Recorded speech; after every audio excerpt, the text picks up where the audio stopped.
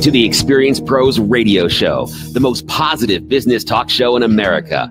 Best-selling authors of Lists That Saved My Business and founders of the Extreme Customer Service Directory, Angel Tussey and Eric Raymer, are inspiring you to get your business right. They know that customer experience isn't just another thing, it's the only thing. Let's join Angel and Eric for today's program. Hey, welcome back to the Experience Pros radio show. Angel Tussey, Eric Raymer, helping you get your business right, reminding you that small business is big business, your business is our business, and empowering you to build your brand. You're already an expert. Let's make you an influencer. Right. The marketing trend of the year is to be a micro influencer. If you want our report on how to get started, go to massivemediaexposure.com to get started today and join our Facebook group, a full group of micro influencers ready to collaborate and become marketing partners with you. So what time of day is it? Right now. It's right now. It's right now.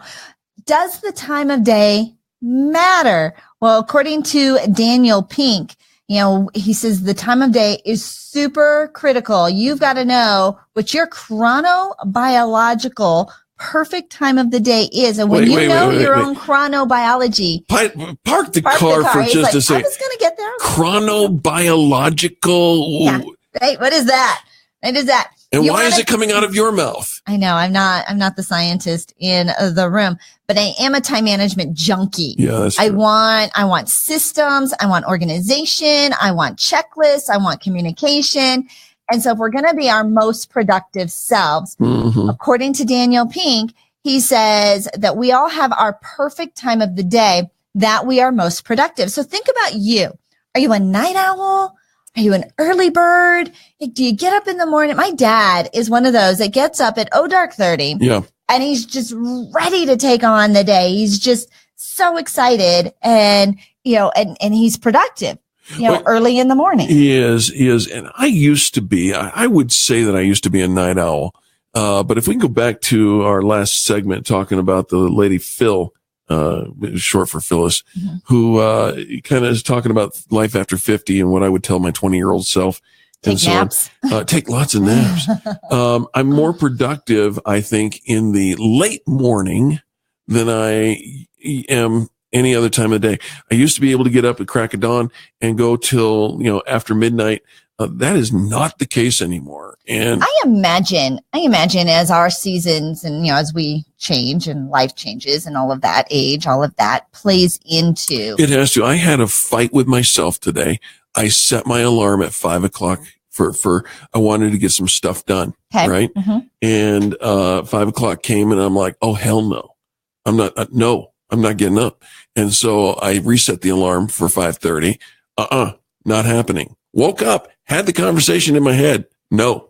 And I did not get out of bed until 8:30. What till 8:30? 3.5 hours later. Lost everything that I had hoped to do. What had you hoped to do that you decided at 5 a.m. and 6 a.m. and 7 a.m? I was going to work on a couple of client things and I was going to go drive for a couple of hours. But you decided that wasn't. No, it wasn't. Tired. Right? You were tired. Sleep.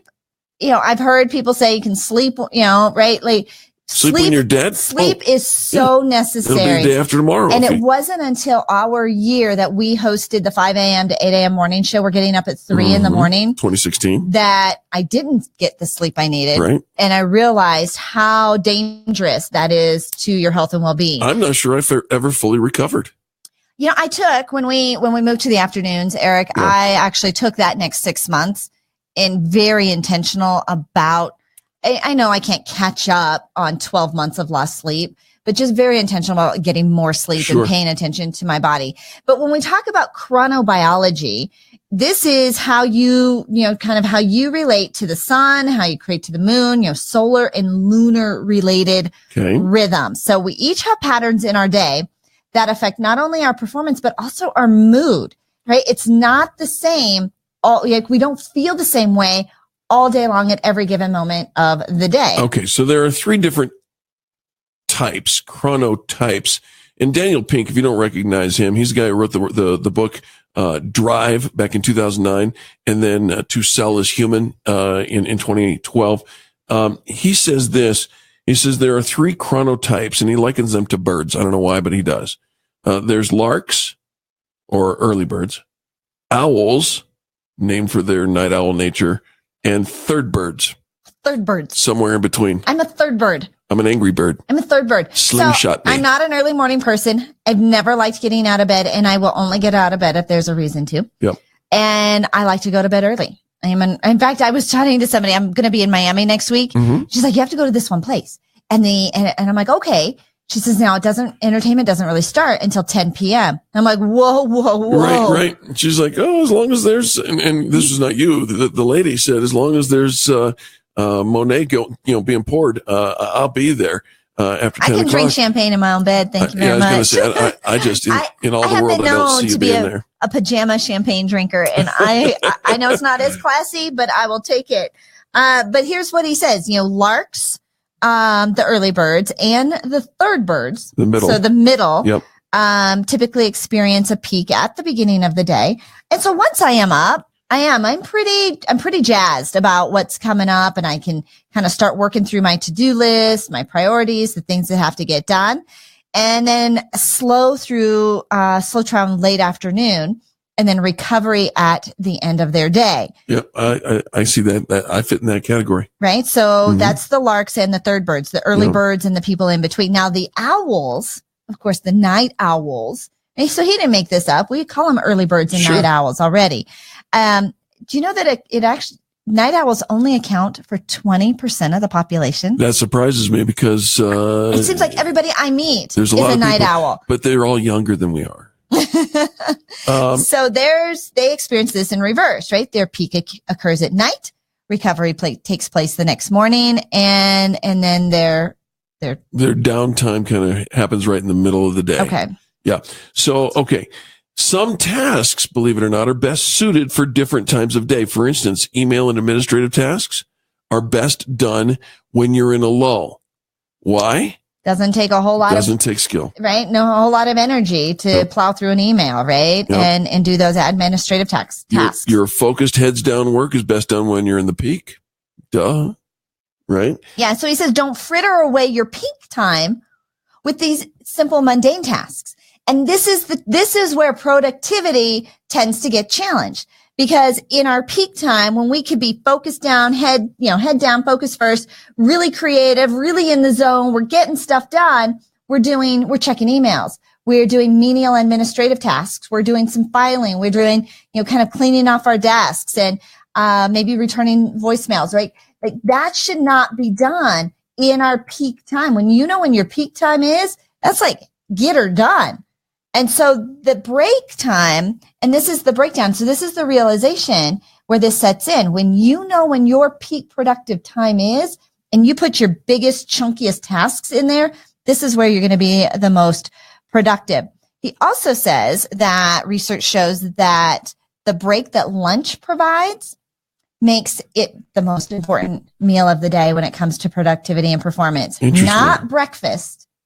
And then he also recommends, what did you say, Eric, you wanted to take more of during the day? Naps. He recommends a nappuccino. A nappuccino. Do you know what a nappuccino is? It is taking a nap immediately after consuming a quantity of caffeine. I've heard of that. It's a real thing. Right? Yeah. Because, how long does it take for the caffeine to sink in, right? Like 20 minutes, whatever. Right. So you take that, so you drink the caffeine. You take your nap, 7 to 10 minutes. When you wake up, boom, you're like on fire, ready to roll. I'm going to try that. Now, nappuccino. I've never heard the word before, but I went and looked at it, and sure enough, there it is. You heard it right here. He says, when we do something in the course of the day, when we do something, like the time of day that we do something in the course of the day, it matters almost as much as what we are actually doing. And by the way, speaking of nappuccinos, drink a cup of coffee or black tea or espresso. Aim for about 100 milligrams of caffeine, but don't try this with an energy drink. The sugar affects the sleep process. Oh, so probably my lattes probably aren't quite the right thing because they're sugar bombs. No, but if you had a black tea with your sugar substitute, yep. Quickly lie down in a quiet location. Use an eye mask and earplugs if necessary. And if you're at work and have access to a car, relocate there. There's nowhere else to go. If you're an air traffic controller, he says take a power nap on the toilet. No, if you're an air traffic controller, no nappuccino for you. Okay, I'm just saying. Set an alarm for 20 minutes, but if you wake up after 10, get up. Okay. And then finally, step 4, dominate. I like it. Nappuccino. Thank you to Daniel Pink for chronobiology 101. There we go. There it is. Like neuroplasticity. We're learning our big words today. I got to clap that out. Neuroplasticity. Wow. That is a $5 word if I've ever used one. We'll be back right after these messages. Angel and Eric. This is the Experience Pros Network.